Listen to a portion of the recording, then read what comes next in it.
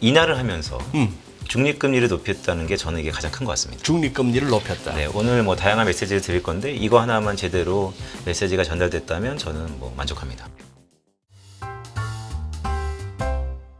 제목이 네. Chaos Theory, 네, 혼돈 이론, 네, 복잡성에 가장 복잡성에 있어서 큰 맞습니다. 그래요. 시장 지금 요즘 복잡합니다. 복잡할 뿐만 아니라 흔히 말하는 시장 상호 간에 상관관계도 막 깨져요. 네, 네, 그런 시기라서 아닌 말로 하기 좋은 말로 달러 오르면 원자재 빠집니다.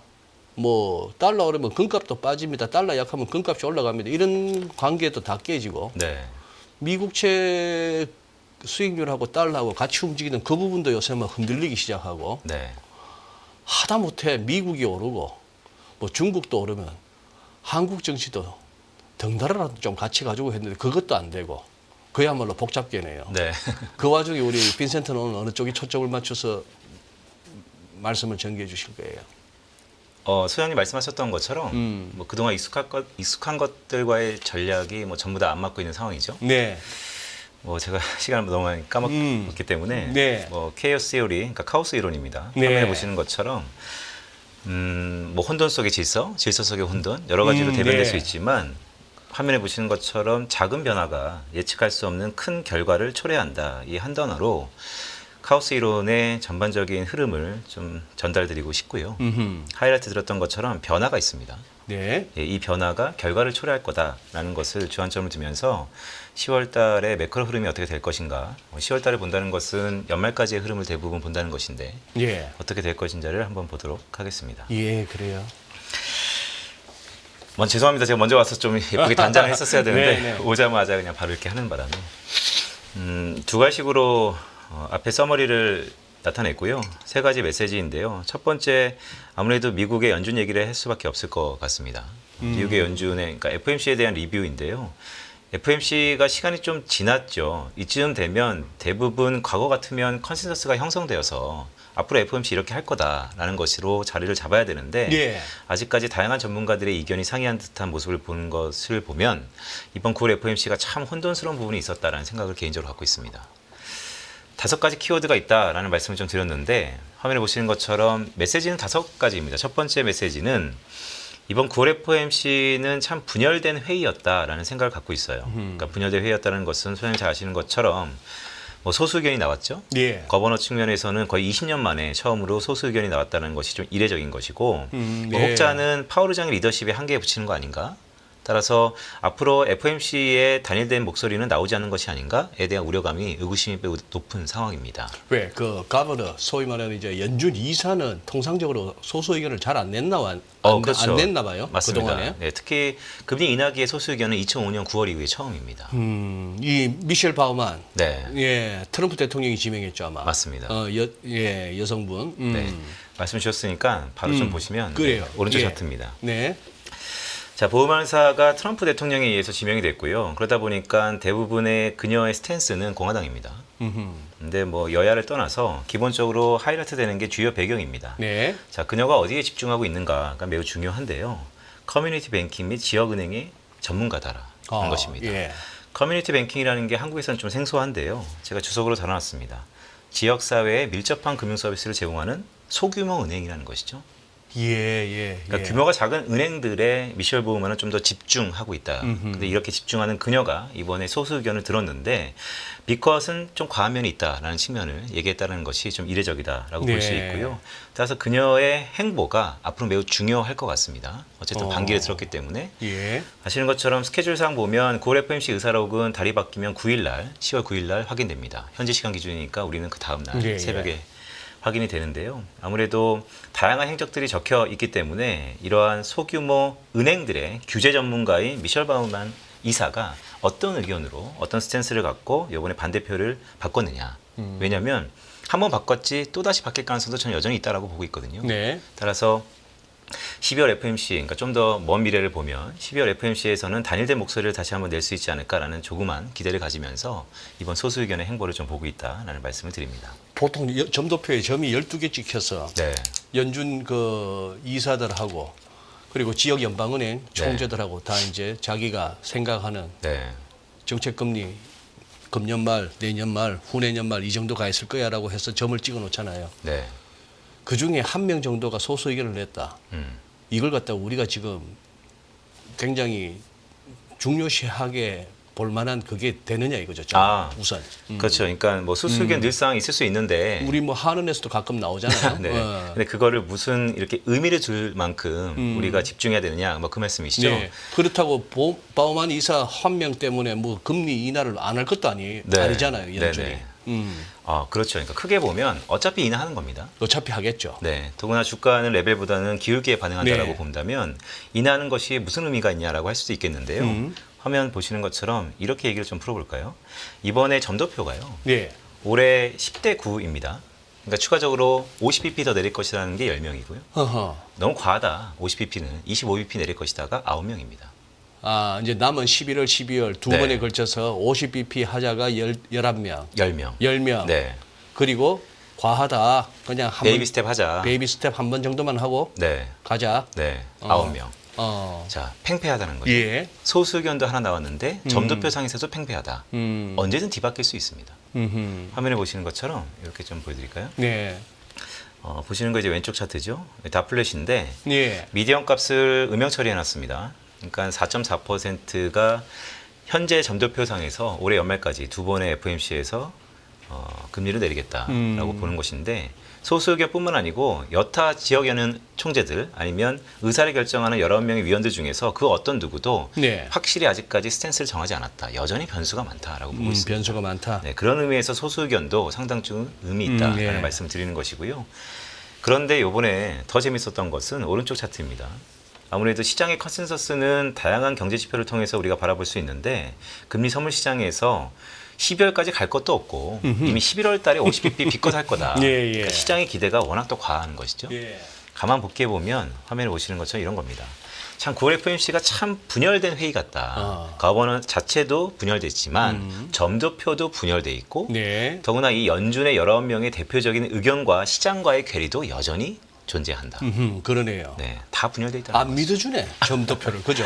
누가 맞을지는 역사가 판단하겠지만 일단 지금 시점에서는 다 각자의 논리를 갖고 얘기를 하는데 예. 그래서 소수 의견뿐만 아니고 점도표상에 나오는 19명의 의원들이 어허. 어느 누구도 소수 의견이 탈바꿈할 수 있을 가능성이 있다라는 측면에서 좀 중요하다고 보고 있습니다. 예. 오늘 케이오스 시오리를 갖고 왔는데 예. 전반적으로 혼돈 속에서 그 안에서도 겉은 혼돈스러울지 모르지만 속은 그래도 꽉 차게 하나의 목소리를 낼 수 있지 않을까라는 가능성을 보면서 고래 FOMC를 다시 한번 리뷰했다라는 말씀도 드립니다. 자, 두 번째의 키워드는 미스매칭입니다. 미스매칭. 네, 참 미스매칭이 심했죠. 금리를 인하하면서 QT는 중단하지 않고 여전히 하고 26년까지 그러니까 24년, 25년 내년까지 금리 인하폭이 꽤 커요. 점도표 상에서도 내년에는 100bp나 인하하니까요. 그렇게 인하를 해놓고서 금리 인하의 최종 목적지라고 할 수 있는 중립금리는 또 계속해서 올리고 있습니다. 참 미스매칭이죠. 예. 네, 이례적인 것 같습니다. 살 빼겠다고 저녁에 빨빨거리면서 이제 피트니스 센터에서 네. 운동은 연락이 하고 샤워 끝나고 나서 그 다음에 바로 치맥 가는 거네. 아, 그거는 뭐 치맥을 좀 먹기 과한가? 위해서 살을 빼는 사람도 있으니까요. 그럴 수가 그거는 네, 있겠네요. 뭐가 QT가 유동성을 줄여 시중에 막 넘치도록 풀려난 그 유동성을 줄여나가는 게 QT인데 맞습니다. 금리는 또 금리대로 인하한다. 그럼 한쪽은 유동성을 더 푸는 것이죠. 그러네요. 네, 이 부분이 참 하이라이트였습니다. 네, 맞아요. 파월 의장이 이런 얘기를 했죠. 정상화 과정이다. 그럼 무엇이 정상화냐? 예. 금리는 높으니까 내려가는 게 정상화일 수 있죠. 예. 근데 유동성은 옥죄었던 것을 중단하는 것이 정상화인가? 아니면 계속해서 뭐 연준의 지준이 부채 개정에서 대부분 3조 달러, 5조 달러 이상을 가져가야 된다. 여전히 논란이 많지 않습니까?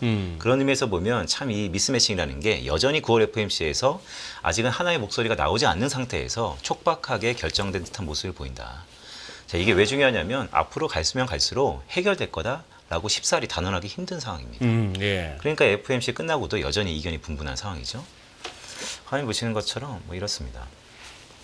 일단은 뭐 미스매칭이라는 게 금리 인하 왜 했냐, 네, 인하를 왜 했냐라는 것은 연준 내부에서는 경기에 대한 우려가 부각된 것 같아요. 경기에 대한 우려. 네, 뭐 간밤에는 미국의 2분기 GDP 확정치가 3% 나오면서 네. 뒤에도 말씀드리겠지만 컴포넌트를 보니까 재고 투자가 또 상당 부분 예, 1.1% 예. 포인트. 그러니까 상당히 미국 경제는 좋은 거죠.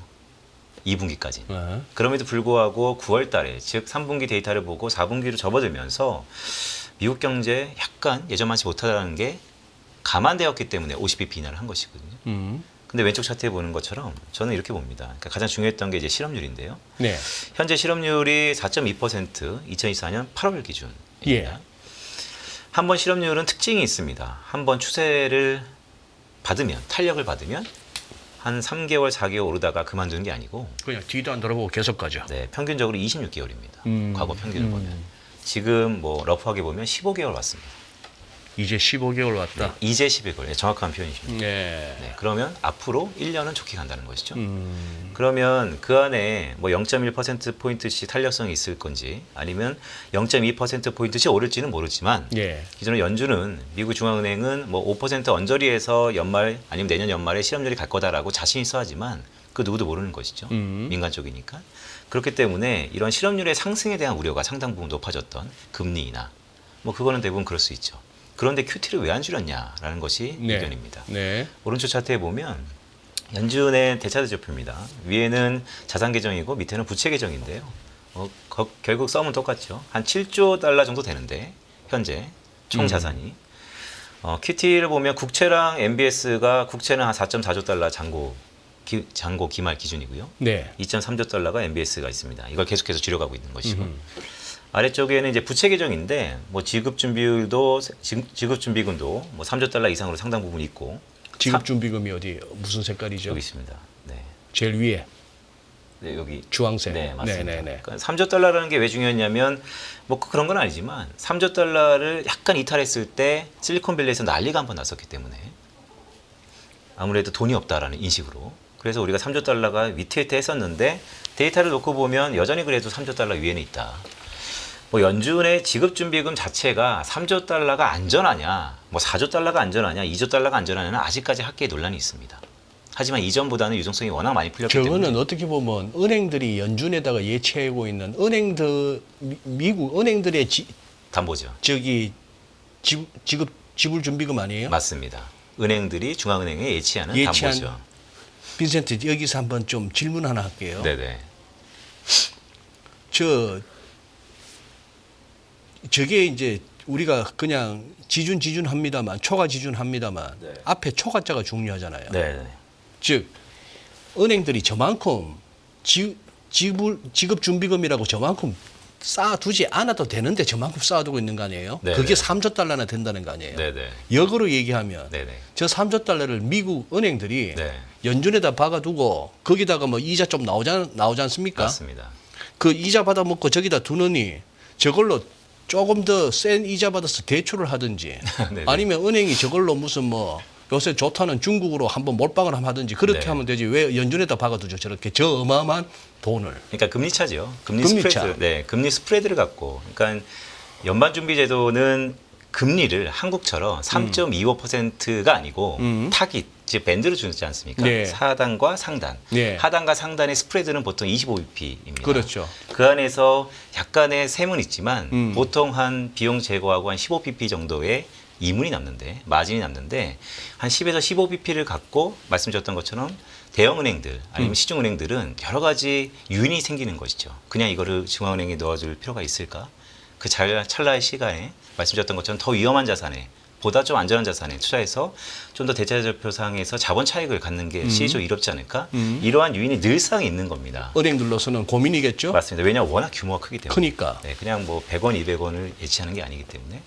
그래서 연준 입장에서도 이거를 얼마만큼 갖고 있어야지 이 전반적인 유동성이 많이 풀린 미국의 이런 중앙은행 시스템 속에서 이게 안전할까? 또 다른 스트레스 테스트, 샥이 왔을 때 이것에 대한 논란이 끊임없이 있는 겁니다.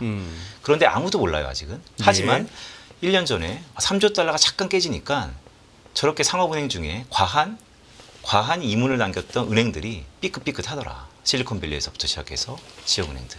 이런 것들이 시장으로 하여금 잘 모르는 불확실성에서 지준이 크게 내려가면 위험하다라는 것으로 인식돼 있는 것이죠. 그래요. 근데 아직 연준은 뚜렷한 답을 주지 않고 있습니다. 혹시나 나중에 3조 달러가 내려가도 금리가 튀지 않는다면 괜찮다라고 할 수도 있습니다. 따라서 시장 사람들이 과거에 이러한 현상들을 보고 연준이 그래도 적어도 한 3조 달러 정도의 초과 지준과 지준은 유지하려고 노력한다라고 믿고 싶어한다라고 하는 것이 저의 개인적인 생각입니다. 예. 하여튼 되게 중요한 부분이었습니다. 네. 이번에 9FMC에서는 이 미스매칭이 인하를 하면서 유동성을 옥죄는 것을 중단하지 않고 그러니까 한쪽에서는 유동성을 걷어가면서 한 손을 푸는 것이 이게 조사모사 아니면 뭐냐라는 식의 하나의 해석이 있었고 또 하나 질문 여기서 잠깐만 짚고 갈게요. 워낙에 우리 이제 유튜브 전성시대가 되면서 우리 시청자분들도 그렇고 많은 이제 컨텐츠를 접하시다 보니까 이제 지금 우리 채팅창에서도 이제 그런 의견들을 게재하시는데 큐티 왜 하겠냐? 네. 미국 재무부가 네. 옐런이 지휘하고 있는 재무부가 어차피 돈 풀 건데 분명 이거 그러실 사준다. 거예요. 네. 그 메커니즘을 갖다가 정확하게 이해하시는 분들은 그렇게 많지 않을 거예요. 네. 솔직히 고백하자면 저도 네. 매번 고민하고 열심히 듣고 2번 듣고 3번 듣는데 네네. 정확하게는 모르겠어요. 네네. 그런데 메시지는 뭐냐 하면은 네. 뭐 돌고 해서 뭐 국채 발행해서 네. 연준이 어쩌고 저쩌고 해서 또 뭐 재무부의 그 TGA 트레저리 제너럴 어카운트 그쪽으로 가고 그게 네네. 또 다시 뭐 시중으로 풀리고 이렇게 한다는데 네. 지금 그 얘기에 대해서는 어떻게 보세요? 가정이 가정입니다. 가정이 사실. 가정이에요. 네, 왜냐하면 옐런 장관이 비둘기다라는 것이 근간에 깔려 있는 가정이고요. 일단 출발이. 네. 재무부의 수장인 옐런 장관은 TGA 계정을 왔다 갔다 하면서 컨트롤하면서 시중의 유동성의 공급과 아니면 흡수를 자유롭게 할 수 있을 것이라는 근간이 깔려 있는 상황에서 네. 여러 가지 시나리오가 펼쳐지는 것이고요. 예. 그래서 뭐 어느 재무장관의 수장이라도 금리가 튀면서 국제시장이 마비되고 냉각되고 샥이 오는 것을 바라진 않겠죠. 예. 그렇기 때문에 적재적소에 파월의 풋이었던 것처럼 옐런의 풋이 재무장관 시절에도 나타날 것이다. 실제 나타난 적도 꽤 있고요. 있고. 네, 그래서 이렇게 그렇게 해석을 하는 거죠. 하지만 그 안에 근간에 있는 돈이 오른쪽에서 빠져서 왼쪽으로 가는 거, 오른주머니에서 왼쪽으로 가는 게 드라마틱하게 원투원으로 꼭 맞지는 않는다. 그 시차가 발생하는 게 가장 중요합니다. 왜냐하면 네. 그 시차에서는 단기간에 금리가 급등하니까요. 그래서 말씀드렸던 것처럼 그런 것들의 시그널들을 FOMC에서 주는 것인데요. 예. 이번에는 한쪽에는 인하를 하면서 한쪽에는 계속해서 유동성을 흡수하는 거. 왜 흡수합니까? 라고 물어봤더니 연준의장이 얘기하는 건 아직까지 유동성이 풍부하다. 네, 그러니까 많구나. 네. 연준은 적어도 이 3조 달러의 지준 플러스 여기 TJ 계좌가 지금 보니까 한 7천억 달러 정도 있던데요. 예. 한 3, 4개월 전만 해도 거의 곡간이 비일 정도로 한번 없은 적도 있습니다. 그랬죠. 네, 뭐 세수 거치고 여러 가지 있었겠죠. 예. 하여튼 이런 것들이 이제 고갈되기 직전에 껄떡껄떡 할 때 계속해서 풀어주긴 하는구나. 이런 것이 또 다른 연준의 내부적인 고민이었다라고 네. 생각을 하고요. 요거는 한번 좀 보시죠. 그러니까 인하를 하면서 중립금리를 높였다는 게 저는 이게 가장 큰 것 같습니다. 중립금리를 높였다. 네, 오늘 뭐 다양한 메시지를 드릴 건데 이거 하나만 제대로 메시지가 전달됐다면 저는 뭐 만족합니다. 아까 그 5번째 슬라이드에서 중립금리 롱거텀 쪽에 빨간색으로 표시한 거 살짝 네. 한번 보니까 네. 이게 2.87호까지 올라왔네요. 요거 보시죠. 요거 좀 더 잘 정리되어 있습니다. 오른쪽 차트입니다. 오른쪽 차트. 그러니까 네, 중립금리만 따왔는데요. FOMC는 한 1년 정도 어간에 걸쳐서 1년 전에는 2.5%. 우리가 2.5라고 참 오랜 세월 알고 있었는데 이게 네. 어느덧 네. 3%에 육박해버렸네. 네, 이미 3%긴 합니다. 왜냐면 2.9분배였어요. 그러니까. 네, 3%고요. 예. 이런 추세라면 해가 바뀌면 아니면 올해 연말에는 3자를 볼 수도 있다. 올해 연말에 네, 이런 흐름이라면. 중립금리 3%. 네. 중립금리 3%고 연준이 목표하는 바도 정책금리 또한 네. 그 중립금리에 최대한 수렴시키고자 하는 게 맞습니다. 중앙은행들의 목표 아니겠어요? 매우 정확합니다. 그렇기 때문에 지금 5%죠. 올해 뭐 잘하면 이제 4.5% 상단이 되는 거고. 상단 기준으로 네. 5.5에서 5 왔고 네. 그럼 내년에 100bp 내린다고 하니까 3.5고. 3.5. 그러면 내년에 100bp 내리면은 네, 4.5에서 3.5가 4.5에서 3.5. 네, 3.5%가 되면 중립금리는 그 상황 오르가 그 사이에 그 1년 사이에 동안 올라오고 그럼 만나는 얼추? 거죠. 그럼 만나는 거죠. 그래서 주가는 금리의 기울기에 반응한다. 레벨이 아니고 주가는 금리의 기울기에 반응한다. 기울기에 반응한다. 네, 인하의 폭. 인하의 폭. 네, 수준이 아니고. 그러니까 인하 폭이 크면 주가는 긍정적으로 반응하는 것이고요. 인하를 하더라도 폭이 적어지면 기대감을 상실해서 완만하게 반응하는 것이죠. 무차별하게. 그런데 우리가 21세기 2000년도 접어들어서 경험했던 그 이걸 갖다가 90년대, 80년대 자료까지 대입을 했을 경우하고 네. 우리가 기억하는 닷컴 버블 무너지는 2002년 무렵, 네. 금융위기 2008년, 그리고 중간에 뭐 조금 자잘한 거 생략하고 2020년에 코로나 네. 팬데믹, 이때는 보면은 금리는 툭툭툭 심지어 75bp, 100bp도 떨어뜨린 게 2020년이기도 한데 네. 그때는 주식은 아작이 났거든요. 일단은 아작이 나고 그 다음에 이제 또 네네. 훨훨 날았지만 네네. 그래서 이제 항상 문제인데 그리고 오죽하면 이거 뭐 금리 인하 두 번째 할 때부터는 이제 주식 팔아라 소리도 막 들리잖아요. 아, 네. 그렇죠. 네, 그렇기도 네. 한데 여기서 또 하나의 기본적인 또 하나 짚고 갈 거. 네. 어제 이제 나왔던 게 2분기 GDP 성장률 최종치가 결국 연율로 3%. 즉 지금의 속도로 하면은 연간 3%는 미국의 GDP가 성장한다는 그런 맞습니다. 개념이잖아요. 네. 그러니까 분기로 보면 거의 음. 한 0.8% 정도 상승, 0.7에서 8 정도 상승한 한 거죠. 나라의 네. 경제가 1년에 3% 성장하는데 금리 3%는 줘야지. 암만 못 줘도. 아, 네네. 그런데 거기다가 물가까지 오른다면 물가까지 감안해 줘야 되는 거 아니에요? 그렇죠. 오늘 밤에 그러면 연준이 가장 중시한다는 PCE가 발표되는데 네. 그 조금 뭐 미리 뭐 봤는지 안 봤는지 그 누굽니까 또 요새 이름 어려운 또 이사 한 명 있더만. 네네. 그 양반이 한 2.2% 예상한다고 네. 전년비. 네. 그래요. 3% 성장하는 미국에서 네. 그리고 물가조차도 전년비 2.2% 오르면은 네. 암만 못 줘도 금리 5.2%는 돼야지. 네. 그거 아니에요? 뭐 아마 못 줘도 명목금리 5%가 돼야겠죠? 3%에다가 인플레 정도는 감안해서 네. 그 정도는 줘야 될 거 아닙니까? 맞습니다. 그러면 그런데 좀- 여기서 네. 3.5를 가자고? 그러니까 그러면 물가가 좀 더 안정된다는 기대가 있는 것이고 아니면 성장이 그렇다면 좀 그렇게 3.5를 가기 위해서는 네. 물가가 인플레가 확 좀 낮아져 줘야 될 거고. 네. 좋습니다. 그러면 그렇게 좋아하는 2% 물가 목표치 2% 갖고 네. 그러면 미국 경제 성장 한 1.5%에서 2% 정도 해주면은 네. 딱 그냥 막 3% 좋으네. 예. 그렇죠. 그러니까 러프하게 산수를 하면 예, 그렇게 되는 러프하게 거죠. 하면은. 네. 말씀드렸던 것처럼 그러니까 지금 2분기 단기적인 숫자 미국의 네. GDP 3%, 네. PC가 오늘 밤에 나온다 그러면 2.2%, 그래요? 그러면 합이 5.2% 예. 너무 높다라고 할 수 있지만 음. 사실 중립금리는 연간 에버리지가 미디언 값이거든요. 네. 그래서 1분기에 미국 경제가 1.6% 성장했어요. 1분기에? 네, 그러니까 1.6%가 3%의 평균적으로 보면 한 2% 정도 성장한 것이죠. 네, 그게 연율로 보면 예, 그러니까 연간 예. 2% 성장하는 것이고 그렇게 본다. 물가도 보통 2.2%면 보통 지금의 중립금리 수준은 한 4.2% 정도 된 걸로 왼쪽 차트 이제 테일러 준칙에서 그렇게 나오고 있습니다. 예. 딱 보시는 것처럼. 그래서 지금 이제 제가 드리고 싶은 말씀이 이런 거예요. 이날을 이제 시작하는 이 시점에서 이제 시작하는. 네, 과거 같으면 5% 가까운 금리에서 네. 이날을 시작하니까 과거 같으면 야 이제는 행복할 일이 좀 있겠다. 연준 말이 맞다면, 연준 말이 맞다면. 네, 인슈런스 컷이라면, 경기 침체가 없다면. 네. 그래서 왜냐하면 5%까지 올렸기 때문에 여차하면 B컷을 뭐 10번 하든지, 네. 아니면 베이비 스텝으로 20번 하든지. 뭔가 계속해서 인하에 대한 시장에 인젝션이 있을 것이다. 유동성 공급이 있을 것이다라는 기대가 있는데 네. 이번에는 좀 다른 게 인하는 이제 시작하지만 그거 해봤자 몇 번 못할 거다. 중립금리의 상승을 보면. 그래서 인하와 동시에 끝을 사랑을 시작하는 동시에 결론을 미리 예단해야 되는 그런 상황이 아닌가. 기자회견 때 파월 의장이 그렇게 얘기했구나. 우리 50bp 금리 인하로 시작했다고 해서 네. 다음번에 계속 50bp로 간다는 기대하지 마라는 쪽으로 톤으로. 네, 뉴 페이스라는 얘기를 하면서 지금의 페이스가 새로운 페이스가 아닐 것이다. 그러니까 기존에 뭐 정해진 건 없다 이런 얘기를 하는 것이죠. 그러면 시장이 우리가 매일 거의 매일 확인하다시피 하는 페드워치에 나오는 네. 그런데 시장에서는 11월 FMC와 12월 FMC 각각 11월에 벌써 50bp 다음에 네. 이렇게 프라이싱하고 있습니다. 확률이 뭐 50몇 프로입니다. 60%입니다 하는 거는 네. 시장 입장에서는 네. 그거네 그러면은 아니 너희들 더 빨리 내릴 것 같은데 라든지 네. 더 빨리 내려줘 도 포함되겠네. 네.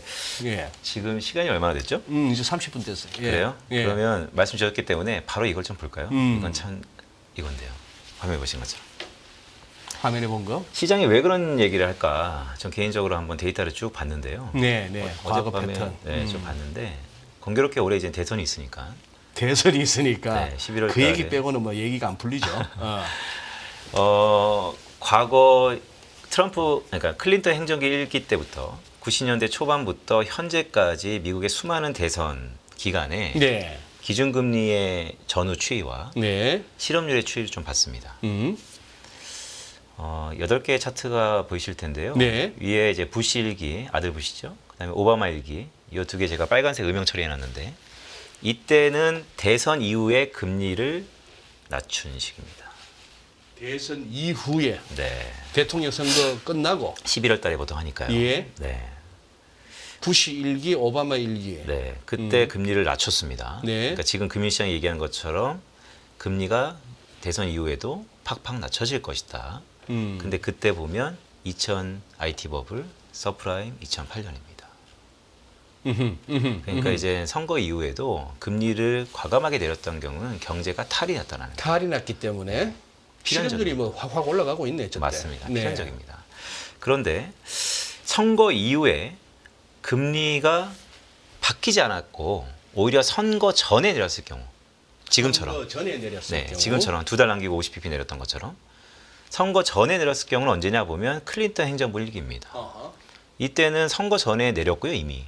그 뒤로 대선 바뀌고 한 1분기 동안은 계속 픽스했었습니다. 클린턴 행정부 2기 동안에는 1기요. 1기. 1기 동안에는 대선 전에 내렸죠. 확 내리다가 네. 선거 이후- 직전부터는 이제 쭉 동결로 가네 3%에서. 맞습니다. 왜냐 봤더니 실업률이 안정되고 네. 것이죠. 그러니까 결국에는 꼭 대선이 있으면 어떤 일이 벌어질까? 시장이 이렇게 기대하는 겁니다. 50bp 컷을 했어? 네. 그럼 과거 클린턴 행정부 1기처럼 미리 50bp 똑같다면 실업률이 안정돼야지. 진짜 연준 말대로 경기는 연착륙 돼야지. 그렇다면 연준 말이 되게 베이비 스텝으로 가든지 안정화되겠죠. 예. 그런데 가까운 시일 내의 경험들을 보면 부시 1기나 오바마 1기 때 보면 그 전에도 내렸고 그 이후에도 내렸는데 그때 보면 경제가 박살이 나더라. 그런데 실업률이 올라가더라. 근데 지금 실업률이 올라가고 있다. 자, 뭐 자기가 보이는 대로 해석하는 것이죠. 하지만 어디에 좀 더 금융시장은 미스터 마켓이라는 시장은 어디에 중점을 두고 있을까라고 보면 좀 후자에 두고 있는 거 아닌가. 연준에 대한 불신이 그런 거에 나오는 거 아닌가라고 보고 있습니다. 그 외에 뭐 트럼프 때나 클린턴 행정부 2기 때나 부시 2기 때나 오바마 2기 때는 대부분 픽스도 많았고요. 특이한 어떤 공통적인 특징을 찾아낼 수는 없습니다. 따라서 말씀드렸던 것처럼 크게 이전에 내리고 그 이후에 동결한 경우 아니면 집권 이후에 내린 경우 근데 집권 이후에 내린 경우는 다 슈악이었다. 요번에도 일단은 집권 전에 내렸다. 오케이. 11월 5일 날 네, 미국 대선이에요. 맞습니다. 그리고 나서 11월 6일, 7일 이틀 동안 네. 11월 FMC입니다. 네, 그럼 5일 날이고 6일, 7일 선거하고 나서 이틀 후에 이제 FMC가 열려요. 네. 얼추 뭐 대충 나왔을 거 아닌가. 최종 확정은 아니더라도. 금융시장은 50bp 내린다고 하고 있죠. 아니. 선거 결과. 그때쯤 11월 7일, 아, 네. 7일쯤이면 네, 뭐 최종 확정은 아니라 하더라도 네. 대충 나왔을 텐데 네, 한번 가정을 한번 해보시죠. 네, 뭐 지금 해리스 승리일 경우 네, 그날 11월 7일 연준의 선택 네, 아니면 트럼프 재선으로 결과가 났을 경우 11월 네. 7일 네. 좀 얘기가 달라지지 않을까요? 뭐 그렇게 보면 사실 메비우스 띠처럼 끝이 없고요. 메비우스의 뒤처럼 네, 근데 끝이 저는 없고. 만약에 그렇게 질문 주신다면 그때 실업률이 어떨까요? 아 그때 네, 지금보다 실업률이 높지 않을까요? 네, 그렇다면 금리는 지금보다 낮아질 가능성이 있다라고 보고 있습니다. 예. 약간 그래. 의문현답일 수 있는데 결국 경기가 좀 오케이. 중요하다라는 말씀을 드리고 싶습니다. 네. 다시 한번 앞으로 좀 가겠습니다. 예. 세 번째의 키워드는 물가는 논외라는 얘기를 했습니다. 물가는 잡은 걸로 거의 본다. 네, 네. 이거는 저는 되게 이례적으로 개인적으로 받아들였습니다. 인플레이션 트랜지토리 한 2년 반 됐나요? 글쎄요, 뭐 돌을 던진 사람보다 맞은 예. 사람은 기억한다는 것처럼 기본적으로 파월 의장 자체가 좀 민감한 것 같습니다. 물가에 대한 판단에 대해서. 그래서 저는 이렇게 좀 생각을 해봤습니다. 앞으로 인플레이션 지표에는 상당히 후행적일 거다. 그러니까 PC가 내일 밤에 좋게 나온다 하더라도 금리에 영향은 없을 겁니다. 이미. 왜냐하면 인플레이션은 이미 논의다라고 얘기를 했었고요. 인플레이션의 지표에는 상당히 후행적으로 다 안정되는 것을 도달이도 두드려 볼 만큼 본 다음에 연준이 금리 인하 폭을 넓히던지 할 것이다 라고 보고 있고 그럼 앞으로 고용 지표에는 좀 더 프론트 로딩 할 것 같습니다. 선행할 것 같습니다. 네. 네, 근데 그 고용 지표가 아시는 것처럼 후행 지표이기 때문에 결국 이제 동행성을 갖고 있다라고 저는 보고요. 그래서 이 부분들이 뭘 의미하냐? 앞으로 펼쳐지는 11월 달, 12월 달 아니면 내년에 FOMC에서 이제 금리 인하 폭이 중요하잖아요. 예. 그럼 우리가 이제 물가 지표를 보면서 물가가 안정되었기 때문에 인하폭을 좀 넓힐 것이다라고 해석하는 것보다는 여전히 좀 실업률에 따라서 한다.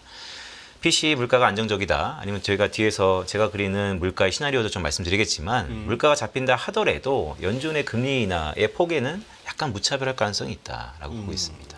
오히려 고용시장에 좀 더 주목하자. 따라서 뉴페이스라고 할 수 있는 뭐 징검다리 하나 건너뛰어서 하나 금리 인하하는 거 또한 B컷 이 가능성이 여전히 열려 있다라고 보고 있습니다. 그래요. 열려 있다. 네. 그리고 지금 빈센트의 미국 경기나 글로벌 경기에 대한 경기 판단은 어떠세요? 네. 미국 경기 판단. 경기 쪽에 대한 상당한 우려를 그동안에 계속 네. 표명해 오셨잖아요. 네. 경기는 안 좋죠. 근데 리세션은 아닙니다. 보시는 것처럼 일단 요거 하나 말씀드릴까요? 어저께 나왔던 건데 제가 데이터를 좀 업데이트 해왔습니다. 기여도입니다. 미국입니다. 3% 성장했는데 민간 소비가 거의 한 1.9%포인트, 그러니까 2% 성장한 것이죠. 예. 이건 이례적인 겁니다. 미국 경제 좋다. 그런데 전 개인적으로 재고가 꽤 늘었다라는 거, 그리고 수입이 크게 감소했다라는 거. 미국의 수입 감소는 미래에 대한 소비에 대한 둔화를 또 암시하기도 합니다. 미국은 전 세계 모든 물건을 사는 국가이기 때문에 경기가 좋을수록 수입품이 늘어나거든요. 근데 이게 수입이 줄었다는 것은 정말로 3분기, 4분기 발표되지 않았지만 경기에 대해서 우려가 있는 건 맞는 것 같다. 하지만 우리가 경기 둔화는 대부분 인지하고 있는데 여기서 중요한 것은 리세션이라는 것이잖아요. 화면에 보시는 것처럼 일단 이제 오른쪽 차트 한번 보시죠. 좀 복잡할 수 있는데 오른쪽 차트는 미국의 전미경제연합회 NBR에서 회색 빗금칠한 것은 경기 침체의 구간이었습니다. 뭐 한 지난 몇 년 동안 유튜브에 나와서 많은 사람들이 얘기했죠.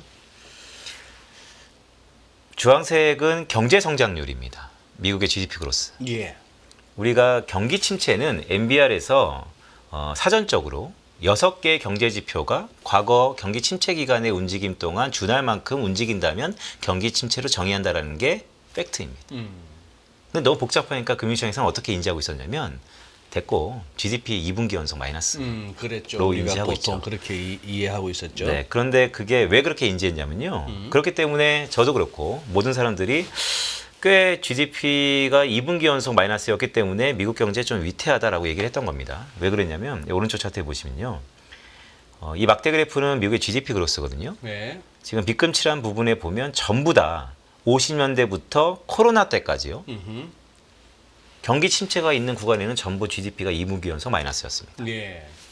1분기 이렇게 마이너스인 적이 간혹 있었는데 이때는 전부 경기 침체가 아니었습니다. 한 한 분기 분기만 정도, 했죠. 한 분기 네. 정도. 2분기가 되어만 그랬다는 예. 것이죠. 근데 쭉 보면 최근에 들어서 이 GDP 그로스가 이때가 가장 이제 이례적이었던 거죠. 이때. 예, 예. 네. 예. 이때는 이제 리바이즈 되면서 플러스로 바뀌었지만 당시만 보더라도 2분기 연속 지금 마이너스였었습니다. 그 부분 다시 확대한 거. 네. 요거 참 설명이 어려워서 잘 언급들이 안 되는데 결국 오늘 빈센트가 한번 짚어주시네요. 저 커서를 한번 짚어주세요. 지금 말씀하고자 하는. 네네. 저기가 이번에 지표 완전히 바뀌면서, 네. 수정하기 전에는 마이너스였죠. 2분기 연속 마이너스라서 우리 잠시 미국도 침체인가 했었는데 맞습니다. 뭘 어떻게 또 쭈물떡거렸는지 네. 한 분기만 마이너스고 플러스로 만들어 버렸더라고요. 그러니까 이게요. 네. 그러니까 이 무슨 매우- 마술이지? 네. 매우 정확한 거예요. 그러니까 사실 NBR에서 얘기하는 일단 이거부터 좀 보죠. 네. 이거는 누군가 나와서 한 번쯤 얘기를 했었어야 되는데 음. 그냥 뭐 별 신경 안 쓰니까 얘기하는데 한번 그러니까 저런 것만 따지면은 얘기 안 끝도 하고 없으니까. 네. 이럴 때 저는 가만히 있어야 됩니다. 여다 대놓고 또 응응응 그러면 지금 내용 어려우면은 응응응밖에 생각이 안 나가지고 또 네. 댓글에서 얼마나 질타들을 하시는지 예. 저는 이제 입 꾹 다물고 있을게요. 네. 아니요, 우선이 워낙 또 잘 아시니까 제가 그냥 간단히 말씀드리면 화면 보시는 것처럼 미국의 경기 침체의 정의는 아이러니컬하게도 MBER이라는 곳에서 경기 침체를 정의합니다. 네. 그 누구도 아니고 그냥 NBR에서 경기 침체다 그러면 침체고요. 아니다 그러면 아닌 거예요. 참 절대적인 권력과 강자가 있는 것이죠. 그만큼 중요도가 있는 거고. 근데 그들이 홈페이지에서 어떻게 얘기하고 있냐면 이 6가지 지표들, 실질 개인 소득, 비농업 부분 급여 고용, 가계조사 측정 고용, 실질 개인 소비 지출, 도소매 판매, 산업 생산. 이 6가지 지표들이 과거 1950년대부터 비금칠한 것처럼 경기 침체가 꽤 많이 있었는데 예. 이 기간 동안에 많이 망가졌을 거 아닙니까? 경제 예. 지표가. 그때의 평균치만큼 앞으로도 6개가 움직인다면 우리는 경기 침체로 정의할 거야라는 게 사전적인 정의입니다. 매우 좀 어렵죠. 네, 모호하면서도. 어렵죠. 근데 그 안에서도 이 주간 전망대를 보시는 시청자분들은 워낙 이제 이 매크로 쪽에서 일가견이 있으니까 여기 고용 지표 2개나 들어가 있는데요. 여기 화면 2번, 3번에 비농업급여 고용하고 가계조사로 측정한 가계조사로 측정한 네, 고용. 근데 이 고용조차도 팬데믹 이후에 엔잡러를 제대로 못 잡고 있어요. 예. 이민자를 제대로 못 잡고 있어요. 그래요. 그러니까 고용 자체도 약간의 이제 컨퓨즈하고 모호해졌습니다. 지난번에 얼마 전에 고용 그거 했더니만 80만 개가 확 엎어지더만. 리바이즈 됐죠. 예. 네, 그런 것처럼. 여태 고용 좋은 줄 알았더니 아니야. 지난 1년 다시 까보니까 그렇죠. 원래 우리 발표했던 것보다 80만 명 적어. 네. 그러니까 맥이 빠지는 현상이죠. 그런 의미에서 이제 오른쪽 차트를 보시면 자, 그런 게 너무 이제 경제학자 저처럼 이제 이거를 업으로 하는 사람들은 계속 보지만 보통 이제 일반인들은 네. 아까 말씀드렸던 것처럼 됐고 그래서 GDP가 글쎄. 모든 것의 서메이션이 GDP가 2분기 연속 마이너스면 침체 아니냐라고 해서 이 지표를 쫙 봤더니 과거 100%로 예. 2분기가 마이너스면 이렇게 1분기 때는 화면을 보시는 것처럼 1분기 때는 또 경기 침체가 아니잖아요. 한 분기만. 네. 2분기 연속 마이너스면 다 경기 침체였다는 거예요. 그리고 이번에 지금 리바이즈 됐지만 딱 2분기 연속 마이너스였거든요. 그러니까 대부분 나와서 자신 있게 얘기한 거죠. 경기 침체 왔다. 글쎄 그때 네, 저도 거기서 이제 한 표를 던졌던 것이죠. 한표 던졌었고. 네. 그리고 또 왼쪽 차트에 보시면 이거 장단기 금리차. 장단기 금리차도 아이러니하게 역전되면 한 6개월에서 1년 뒤에 경기 침체 온다. 근데 더 재밌는 것은 경기 침체는 정상화됐을 때 오는 겁니다. 그래요. 근데 지금 또 맞아요. 정상화되고 있잖아요. 이미 됐죠. 네, 한쪽은 됐고 뭐 3개월은 아직 좀 덜 됐고. 네네. 그러니까 이런 것들을 보면 경기 침체가 와야 된다, 왔어야 된다는 얘기를 계속 하고 있고 실제 시간이 많이 지났지만 연준은 그걸 내부적으로 인지하고 50pp 비컷을 했단 말이죠. 근데 이게 참 맥이 빠지는 게 선생님 제대로 기억하시지만 이게 리바이즈 됐어요. 그러니까요. 이게 참 무슨 일이냐. 경제 지표를 트래킹하면서 논리를 피는 저희 입장에서는 이게 분명 말씀드렸던 약간의 의도와 저희가 있나? 미국이 중국 따라가나? 뭐 이거는 생각해요. 충분히 의심할 만하죠. 나중에 이거는 역사가 판단할 겁니다. 네, 그래요. 어쨌든 뭐 그래가지고요. 모든 스포츠도 그렇고 무슨 노름도 그렇고 중간에 룰 바뀌면 이거 네. 같이 못 놀거든요. 아 그런데 뭐 진정한 프로는 또 그 룰에 또 적응하는 거죠. 네, 그래가지고요. 네. 아니 벙커에서는 공에 손대면 안 돼. 그죠? 아, 그런데 네. 그걸 당연히 우리 딱 정해진 룰로 가는 거야. 네, PGA 룰로 가는 거야. 네, 네. 그렇게 시작을 해놓고 네, 그냥 지가 들어가갖고 야 여기 뭐 약간 뭐 자국도 있었고 뭐 하면서 집어내서 평평한 데 놓는다.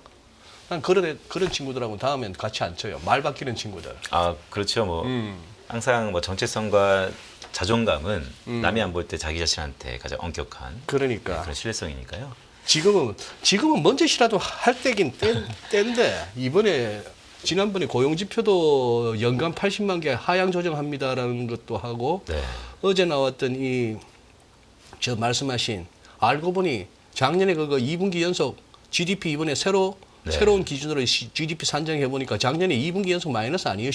이럴 때 좀 맥이 풀리더라고요. 그러니까 저는 뭐 여러 가지 이유가 있겠죠. 제가 못 보는 다양한 이유가 있을 것인데 참 연준이 스스로가 뭐 절박하거나 아니면 긴박하거나 아니면 자체적으로 신뢰에 대해서 상당 부분 신뢰라는 것은 쌓으는 정말 오래 걸리는데 네. 무너지는 건 한순간이잖아요. 예. 그래서 저처럼 경제 지표를 트래킹하는 입장에서 보면 참 맥이 빠지는 그런 하루였습니다. 뭐 어쨌든 네. 그래서 이제 오늘 나온다 그래서 이제 오른쪽 차트를 제가 한 번 더 이제 프로젝션 해봤는데요. 네. 물가가 내년에 어떻게 될까요?라고 보면 물가. 네 왜냐하면 물가는 논외라고 그랬잖아요. 더 의심스럽더라고요. 네, 논외가 아닐 것 같아요. 왠지. 논외가 아닐 것 같다. 네, 왠지 주거비에서의 그 뭐 시차 레그를 본다든지 아니면 최근에 중동 지역에서의 WTI 가격의 들썩임을 보면 이게 정말 연준이 또 너무 다시 한번 실기는 재앙일 텐데 또 너무 물가는 논외라는 것이 금리 인하의 고용시장에서 근저와 궤를 맞추면서 너무 물가를 등한시한 거 아닌가라는 생각도 개인적으로 좀 갖고 있습니다. 그런 의미에서 이제 오른쪽 프로젝션을 한번 해봤는데요. CPI입니다. 소비자 물가 상승률이 현재 이 정도 흐름으로 오고 있고요. 앞으로 이제 이 프로젝션이 세 가지 시나리오인데 첫 번째 시나리오 국제유가가 현 수준, 그러니까 국제유가 CRB 원자재가 현 수준으로 지속된다면, 네. 그러니까 세트스 페리브스죠. 계속해서 뭐 한 1년 반 동안 지속된다면 CPI는 올해 하반까지 좀 내려가다가 내년 상반기 잠깐 고개를 들고 다시 한번 쭉 빠집니다. 그러니까 이제 연준 말기로 그냥 안정적입니다. 우하향. 근데 만약에 국제유가가 다시 한번 들썩인다. 소비자물가 상승률이 이제 올라간다. 중동에서 어떤 일이 벌어질지 모르고 또 세상이 워낙 흉하니까 다시 한번 국제유가가 올라간다라고 하면 이 빨간색 점선처럼 내년도의 소비자물가 상승률이 상당 부분 높아집니다. 이거는 현재보다 국제유가가 약 한 20% 정도 상승할 수 있는 시나리오입니다. 지금 저기서 오른쪽 차트에서 저 위로 네, 오렌지색. 네, 즉, 맞습니다.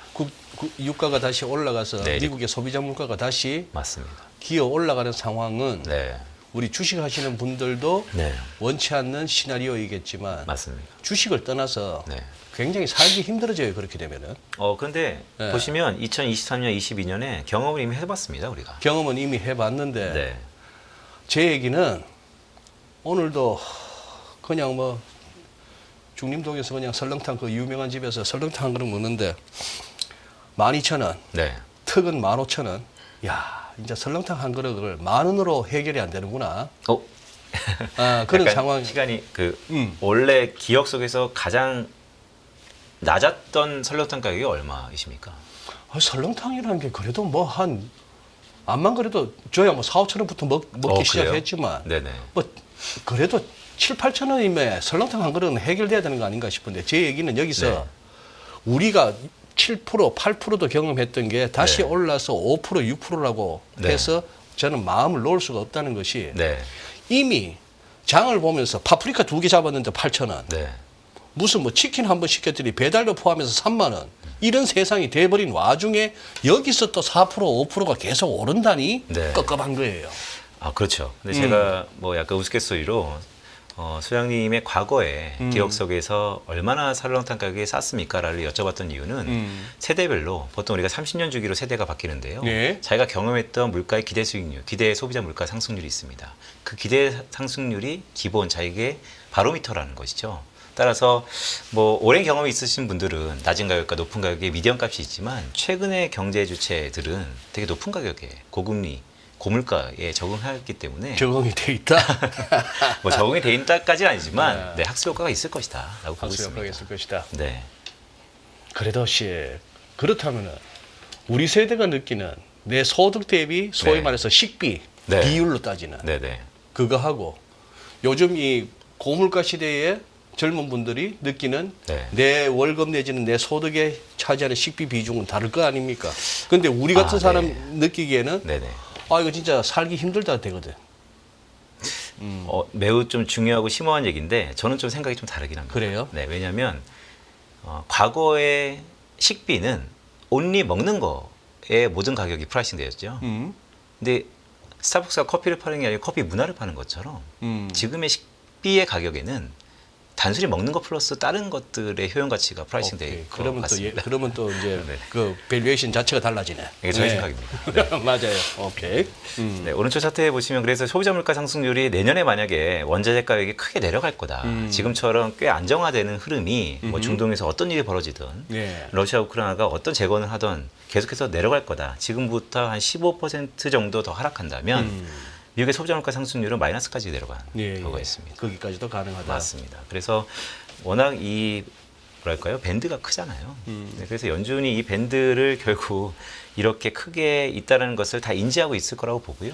그래서 금융시장은 너무 복잡하니까 결국에는 제가 뉴스에 말씀드렸던 것처럼 인하를 시작했지만 중립금리가 올라가고 있다는 것이 내년 중반쯤에는 수렴할 가능성이 높다. 내년의 하이라이트는 중립금리와 기준금리의 하단과 상단이 언제 교차할 것인가. 가 주식시장의 큰 분수령이 될 것이다라고 보고 있습니다. 오늘 가져오신 제목이 케이오스 시어리인데 네, 저의 또 최근 며칠 사이에 케이오스.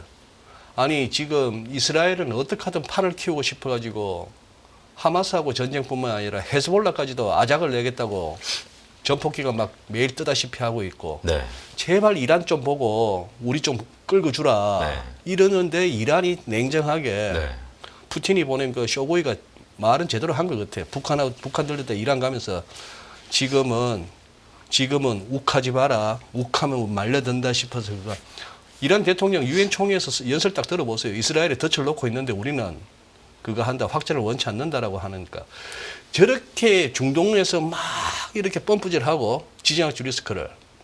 그리고 중국도 통화정책, 재정정책까지 해가지고 부양하겠다고 저렇게 하는데도 유가가 빠지네. 네. 얼마나 다행이에요. 이 또한 그런데 다행스럽기도 하면서도 네. 저한테는 K였어요. 저는 이렇게 해석하는데요. 말씀드렸던 것처럼 이스라엘은 정치공학적으로 상당히 훈련된 국가입니다. 미국의 백악관의 주인이 지금 누가 될지 모호한 상황에서 이스라엘이 최고의 티켓 가격을 높일 수 있는 시기가 지금입니다. 백악관의 주인이 정해지면 스탠스가 바뀔 거라고 봅니다. 주인이 정해지면. 네. 지금처럼 경거망동하게 하지 못할 거라고 보고 있습니다. 확 바뀌어야 경거망동을 못 할 것 같은데. 네, 네, 그래요? 그렇습니다. 네. 그래서 뭐 오늘 중간중간에 뭐 좋은 질문 주셔가지고 하여튼 5가지 키워드는 네. 분열됐다. 그리고 인하를 하면서 중립금리 상승이 올라가고 있다. 내년 한 중반쯤에는 금리 인하 효과가 없어지는 것에 대해서 우리는 좀 고민해야 될 필요가 있다. 물가는 논외라고 했는데 저는 이 말이 참 자칫하다간 자춘수가 될 수 있을 가능성이 있을 것 같다. 자, 경기 침체는 전혀 예상하지 않는다라고 연준은 얘기하고 있다. GDP를 바꾸면서까지도 얘기하고 있는 것 보니까 이거는 답을 정해놓고 얘기하는 것 같다는 생각이 개인적으로 들고 있고요. 업사이드 리스크, 그러니까 대선 이후에 보면 과거 제가 뭐 부시, 트럼프 다 보여드렸지만 금리를 크게 낮췄던 흐름에는 다 경기가 무너졌었다. 근데 지금도 점도표상에서 보면 일단은 크게 낮출 가능성이 있어 보인다. 크게 낮출 가능성이 있어 보인다. 네, 점도표상에서 보면 또 시장이 오케이. 또 일단은 그걸 원하고 있다. 그 정도로 이제 9월 네. FOMC 5가지 키워드고요. 그래요. 그리고 준비하신 거 썸머리 부분을 다 한번 두 네. 가지씩으로 하니까 좋네. 이렇게 하니까 네. 지금 문제는 지금 BOK 우리 한원인데 네. 10월이 인하를 위한 라스트 마일이라고. 네. 10월에도 인하 못하면 금년에 이제 영 기회 없나요? 그러면 분위기가? 뭐 10월일까요? 아니면 11월일까요? 고민은 많이 되는데 뭐 혹자는 할 거면 빨리 해라. 할 거면 빨리 해라. 네, 그래야 된다. 당위성을 갖고. 근데 그럴 거였으면 미리 했겠죠. 그래서 뭐 그렇게 접근한 것보다 경제 지표로 좀 한번 접근해 봤습니다. 경제 지표로. 네. 한국의 이제 왼쪽 차트 보시면 네. 펀더멘털입니다. 우리나라. 네. 예. 한국의 펀더멘털인데요. 소비자 심리 지수, 내수인 것이죠. 한국의 수출 증가율. 뭐 1년 전보다는 많이 플러스권이 있습니다. 그리고 가장 중요하게 여기는 KB 하우징 프라이스인데 서울 아파트 가격. 뭐 거래는 없지만 호가는 계속해서 상승하고 있고요. 네. 대출 쪽에 샥이 있었지만 여전히 그래도 뭐 기세등등하게 오르고 있습니다. 이거를 뭐 잡아보겠다라고 해서 한은에서 뭐 청재가 다른 뜻이 있는 것처럼 막 교육을 끄집어들면서 다양한 이제 구설수에 오를 만한 보고서들 내리고 있는데 뭐 다른 의도가 있겠죠. 어쨌든 그 내용 짧게라도 한번 요약하신다면 최근에 한은에서 뭔가 계속해서 네네. 한은의 의중이 담긴 듯하다 하는 뭐 리포트들이 막 나온다던데 핵심 내용이 뭐죠? 하늘에 워낙 이제 또 아시는 분들도 많아갖고 조심스럽긴 한데 아니 리포트 요약하자면 네, 그러니까 이제 부동산 가격을 잡으려면 강남 불패 이 사교육을 잡아야 된다. 그런 내용까지 담겼어요. 그렇죠. 네. 그러니까 뭐 맞는 얘기죠 어떻게 보면. 근데 그거를 한국은행이 해야 될 얘기인가? 그런 얘기까지 나왔다. 네, 에서는 뭐 여러 가지 생각이 있습니다. 네. 왜냐면요, 대안 없는 비판이잖아요. 대안 없는 비판이잖아요. 대안 없는 비판. 그러니까 대안 없는 비판은 저 같은 민간업자에서 많이 하는 겁니다. 그냥 싫다, 잘못된 것 같다. 그래서 어떻게 할래?라고 하면 그건 그때 가서 보자. 그거는 저는 약간 좀 자유로울 수 있죠. 그런데 한 국가에서 정책을 피는 입장에서 보면 네. 어떤 문제점을 지적한다는 것이 물론 바람직하지만 그렇다면 대안을 갖고 얘기를 해야 되는데요. 예. 그럼 이제 어떻게 할 것이냐, 뭐 근시안적으로 어떻게 할 것이냐를 얘기를 해야 되는데 목적은 이제 서울 아파트 가격이 여러 가지 정책에 의해서도 잘 안 잡히니까 이 투심을 억제하려면 한국에 이 근저에 뿌리 잡혀 있는 이 강남 불패의 사교육. 뭐 여러 가지 나비 효과가 있을 거라고 봅니다. 그래요. 어쨌든 왼쪽 차트에 보면 이제 한국의 펀더멘탈을 감안해 볼 때 금리 인하의 필요성은 좀 공감되는 것 같습니다. 왜냐하면 경제도 역시 펀더멘탈이 우하향 둔화되고 있으니까 아파트 가격을 제외하고. 예. 그런데 이제 적시성 측면에서는 과연 10월일까 11월일까 여전히 의견이 분분해 보입니다. 왜냐하면 오른쪽 차트에 보시면 우리 외환시장인데요. 예. 한국 외환시장에 대한 중요도가 저는 그 어느 때보다도 높아졌다고 봅니다. 최근에 오늘 뭐 일본 총재가 바뀌면서 엔화의 급락이라든지 네. 아니 위안화의 강세 전환 이런 것들을 보면 위안화의 이 변동성이 매우 높아진 시기인데요. 오른쪽 차트는 미국과 한국의 금리 차입니다. 뭐 예. 두 국가의 경제 규모를 갖고 보면 금리 차를 갖고 자금이 이동하지는 않죠. 예. 하지만 금리 차를 놓고 보면 이 달러 환율이 하방 압력, 그러니까 안정될 거다라고 보고 있고, 그러면 원화가 강세인데 굳이 뭐 이런 생각도 들 수 있는 것 같습니다. 예. 또 다른 워킹 페이퍼를 보면 화면에 보시는 것처럼 한국과 미국은 금리 차로 갖고 얘기하는 게 아니고 주식의 상대 강도를 갖고 환율을 설명해야 된다. 저는 예전에 애널리스트한테 이거 갖고 항상 설명했었는데요. 이게 좀 더 콜리레이션이 높습니다. 네, 금리 차가 아니고 금리 차는 두 국가의 경제 규모가 비슷한 국가일수록 자금이 이동하는 것이고요. 네. 오히려 주식의 상대 강도를 놓고 보면 달러 환율, 즉 원화는 약세 압력이 아직까지 좀 높아 보인다. 원화는 약세 압력이 높아 보인다. 네, 환율이 다시 위로 갈 수도 있다. 맞습니다. 그래서 그런 의미에서 보면 환율이 약할 때 금리를 인하할 수 있을 것인가? 아니면 이 앞단에 보시는 것처럼 두 국가의 금리 차를 보면 원화가 강세 압력이 높아지니까 지금 인하할 수 있는 거 아닌가? 뭐 여러 가지 적시성에 대해서는 전문가들마다 이견이 좀 분분한 것 같습니다. 야, 미국 한국 간의 주식 상대 강도. 네, 아까 이 파란색 선이 의미하는 바는 네. 파란색 선이 우상향한다는 것은 차트 한번 띄워주시죠. 저거는 우리 한국 증시보다 미국 증시가 더 훨훨 날아가고 있다는 의미가 될 것이고. 이미 S&P 500과 코스피 지수인데요, 2배예요. 예. 그러니까 네. 그때는 환율은 달러는 강해지더라 이렇게 보면 되고 달러 강하고 원화는 약하고 원화는 약하고 네.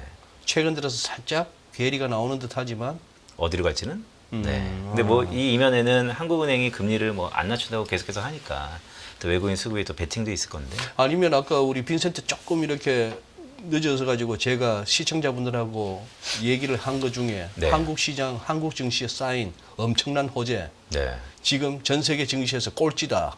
지수 등락률로 따졌을 때. 아, 지하실은 없다. 그렇다면은 싼 것만큼 호재가 있느냐 치면은 네네. 지금부터는 그러면 우리 한국은 오르고 비싼 미국은 좀 빠지면은 아까 저 파란색은 오히려 조금 꺾여준다면은 네. 환율이 조금 더 내려갈 가능성도 있네. 역으로.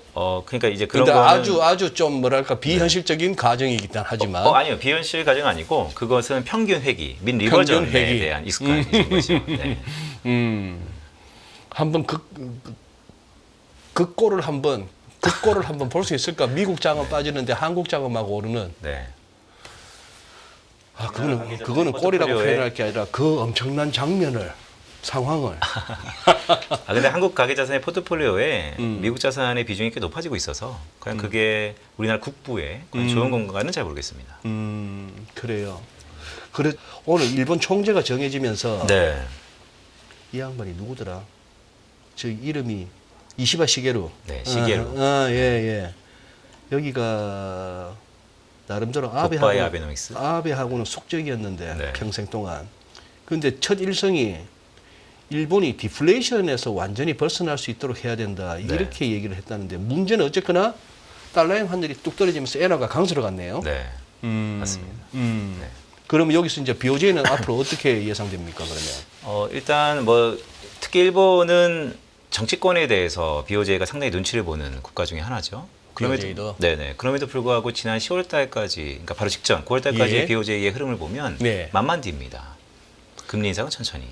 지난 7월 말일 날 금리 한번 올렸다가 8월 초에 너무 혼자 막 독박을 써가지고. 네네. 어. 네, 그래서 그새 총재가 바뀌고 또 새로운 스탠스가 아마 10월 31일 날 또 BOJ가 있는 걸로 알고 있는데 예. 그때 가서 좀 더 바뀔 수는 있겠지만 현재 상황만 놓고 봤을 때는 어쨌든 BOJ가 조금 용기를 냈었는데 상반기에 한번 하반기에 용기를 한번 냈었는데.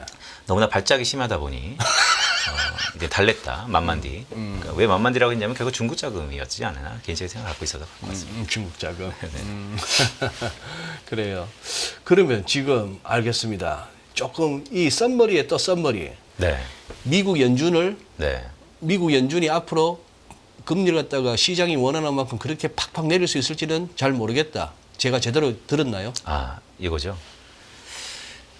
변화가요. 변화가 작은 변화가 큰 결과를 초래하는데요. 예측할 수 없는. 예측할 수 없는 금융시장의 기대가 틀려질 겁니다.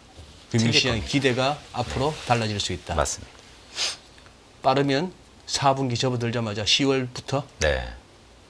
미국 선거 전이라도 대선 전이라도 일단 지금 스텝으로 보면 뭐 11월, 12월 달 25bpc 금리를 하는 걸 기본적으로 제 가슴속에 갖고 있는데요. 최근에 이제 실업률이 어떻게 나오느냐에 따라 좀 다르겠죠. 네, 그래서 과거의 패턴을 보면 이번에 비컷을 한번 했기 때문에 꽤 시장은 금융시장은 안정적이잖아요. 그러니까 미국의 금융시장이 안정적이면 대선까지는 다시 한번 50bp보다는 시장이 생각했던 것보다 좀 낮은 25bp 할 것 같습니다. 하지만 그 이후에 미국의 실업률이 계속해서 높아지고 있는 상황을 우리가 감안해 볼 때 지금의 금리 인하가 50bp다, 25bp다가 중요한 게 아니고 그래봐야 예. 중립금리가 아마 내년 중반에는 3.2%까지 오른다라고 한다면 금리 인하 몇 번 못 할 거다. 그래요. 알겠습니다. 자, 그러면은 우리 모처럼 빈센트 왔는데 아우 시간이 아쉽습니다. 이렇게 해서 마무리하고 지금 작은 변화가 아주 엄청난 결과를 가져올 수 있다. 일명 또 나비 효과라는 단어도 떠올리기도 하는데 아닌 게 아니라 앞으로 지금 뭐 미국 대선이 얼마 안 남아가지고 정치 경제적으로도 그렇고 시장 측면에서 그렇고 전혀 우리가 생각지도 못했던 일들이 아직도 벌어질 수도 있는 뭐 그런 상황일 것 같긴 하네요. 그렇죠. 뭐 한국가의 기록이라는 건 경제 지표는 저는 기록의 흔적이라고 보고 있는데요. 기록의 흔적은 지울 수 없는 기록의 흔적들인데 그걸 지워보는 것과가 있는데요. 이걸 지워버리니까. 네네. 그래요. 알겠습니다. 자, 그러면 오늘 또 보여주신 자료 중에는 또 이렇게 눈길을 끌만한 또 이렇게 그림들이 몇 개 있네요. 우리 시청자 여러분께서도 자료실에 올라와 있는 빈센트의 자료 한번 참고하시고 주말에 한번 이렇게 같이 한번 공부를 한번 해보시죠. 오늘도 급하게 오시느라 고생 많으셨어요. 수고하셨습니다. 고맙습니다. 네.